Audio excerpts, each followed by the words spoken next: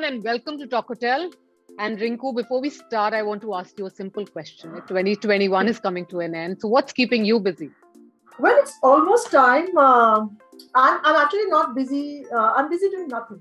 Like I said, I think last time also. I'm busy wrapping up things for the year, and of course connecting with people, meeting friends, family. I think this is the time when you need to reestablish your connects and kind of take this happy moment to the next year. So yeah, that's where I'm busy with. What about you? I think it's mostly the same. Wrapping up the year, thinking of what is heading forward and how we have actually wrapped up this entire year. I think we've had such amazing conversations in the last couple of videos that we have done. So I was actually watching them all and I was anticipating as to what we can talk today. Since you're talking about the talk, I thought what a way to begin a conversation about the self-talk. How about the self-talk? Are you busy self-talking? I think I'm busy most of the time doing that. Yes. And not just you and me, Archana. I mean, we pick a topic which is applicable to any one of us. So I think self-talk is also something which is relevant for each and every person that is alive and that is kicking and that is, wanting to feel the world. So having spoken about self-talk, Archana, a lot of times self-talk is being referred to as a monkey mind. And one would ask why we call it monkey mind. It's just because that self-talk is such a notorious and such the naughty part of our brain, which keeps playing games with us. So I think it will be good to address on how to tame this particular monkey mind that we have. I wish we get some quick tips, and I'm sure you are the one right now going to give me a few tips too. Okay, so I think in the spirit of, again, end of the year, we are wrapping up this year with all the talks that matter at this time of the year. So I would like to begin with a disclaimer that we're not saying that this monkey mind is a bad thing to have. All of us have it. We all do this subconscious chatting all the time. And if we are aware and conscious of it, we know it better. So we're not saying we don't want this monkey around us. We're just saying we won't let this monkey mind master us. So we are working today in this talk to see how we can be the master of this monkey mind and how we can control. Having said that, most of the time that we live and when we say the self-talk is actually, whenever I see and read the articles, we hear that self-talk, the things need to be done around self-talk, like, control it or silent it or whatever.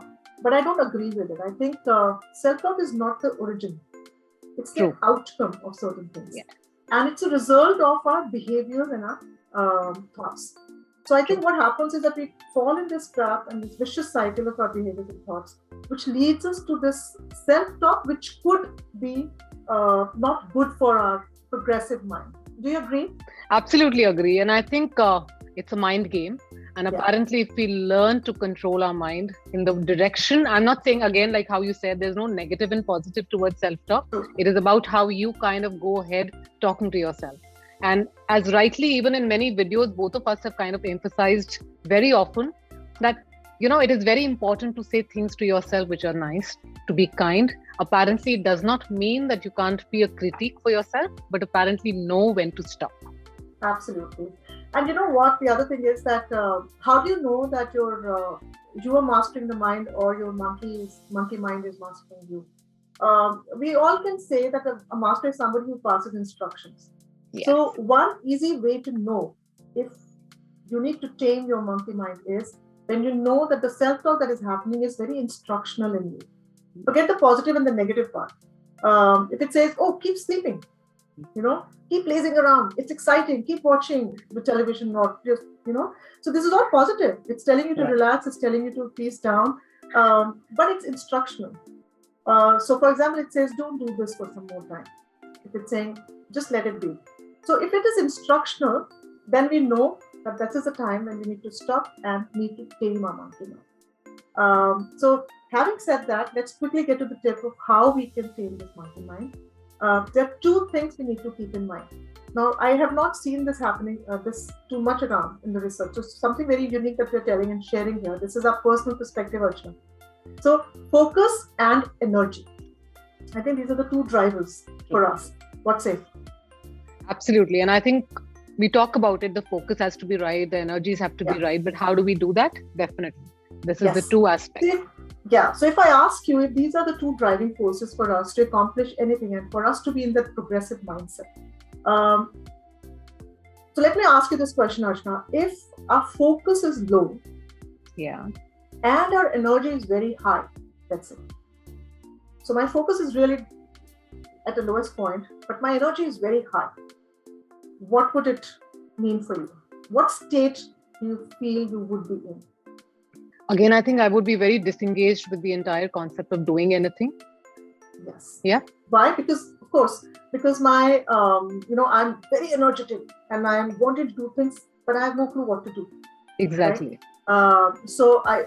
If the focus is less and if your energies are very high, you are distracted, right? Absolutely. You will be distracted because you will be hovering around finding things to do, but since you're not focused, you don't know. Similarly, if your focus is high and your energy is very low, okay, which means if you had something to do, you would know exactly what to do. So you have that concentration and focus, but your energies are really low. Yeah. What would that bring you to? Again, I think a little bit of distraction and not very focused on to what to do, or probably I'll start pushing things further ahead. Yes. So if you're, I'll just correct you a little bit here. If your focus is high and your energies are low, you will be very disengaged. Absolutely. Because I think I have the potential, I have the capability of doing something, and my focus is really high, but I'm not having that energy to take that step forward. Yes. I think that would lead to a lot of disengagement, but you're right to the point that it could also lead to that disengagement could result in procrastination. So this is where the whole tip is that if we manage this focus and energy are very highly correlated. And if we know how to work with our focus and energy and try and balance it out. So they say that a high focus, high energy, that will make us very purposeful and very efficient. So we have to always at all point in time try and create a balance between our focus and energy. And we all know how to manage. It makes it simpler. Rather than saying manage your self-talk, we say manage your focus, manage your energy, and your self-talk will be automatically handled and tamed as you want them to be.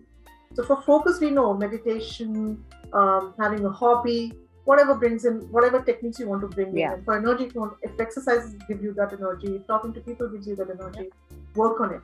But we also can say that see for these indicators, if you're procrastinating, if you're disengaging, if you're not finding the purpose, if you're distracted, what is going wrong? Is it focus, energy that I need to work at? So you can work it both ways.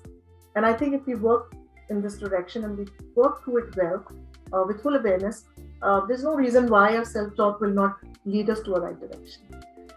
I think it makes so much of sense when we actually focus on these two aspects, because, when we are actually in that mode of self-talk, we really don't go into that mode where we analyze our focus or energy is low or whatever it is.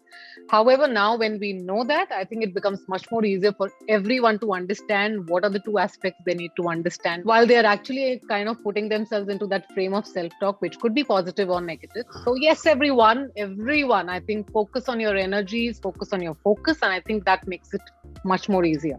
Yeah, and let it not be instructional. I think that's these three markers, if you can handle, we are at a good point. All right, everyone. So with this video, we're wrapping up this year with a lot of excitement, wishing you all a very happy new year and all the festivities that are coming on the way. And we will catch you next year with a lot of excitement, a lot of energy, and a lot of focus that we will bring into the new year of Talkatel and also a new year of good wishes.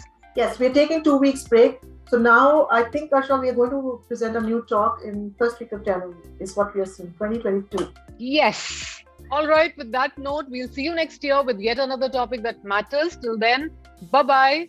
Bye.